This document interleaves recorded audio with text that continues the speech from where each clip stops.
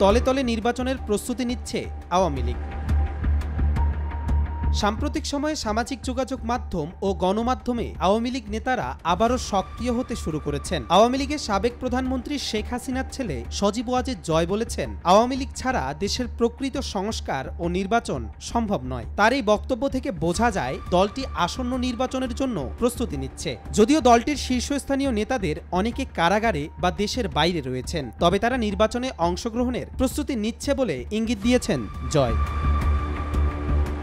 আওয়ামী লীগ নির্বাচনকে ঘিরে সামনে প্রস্তুতি নিলেও সাম্প্রতিক রাজনৈতিক পরিস্থিতি তাদের জন্য চ্যালেঞ্জিং হয়ে দাঁড়িয়েছে। শেখ হাসিনার ১৫ বছরের শাসনকালে দলের অনেকেই ভাবেননি তার একদিন ক্ষমতা ছাড়তে হবে, কিন্তু ছাত্র জনতার অভ্যুত্থানের পর দলটি কিছুটা নিস্তব্ধ হয়ে পড়েছিল। তবে সাম্প্রতিক সময়ে সামাজিক যোগাযোগ মাধ্যমে আওয়ামী লীগ নেতারা আবারও সক্রিয় হতে শুরু করেছেন।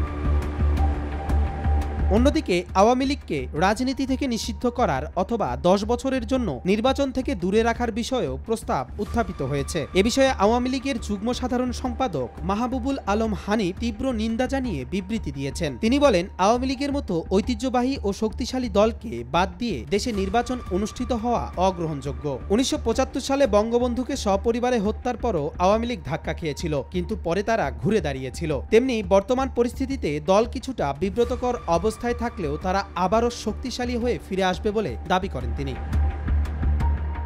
কবির চৌধুরী জয়, মাই টিভি।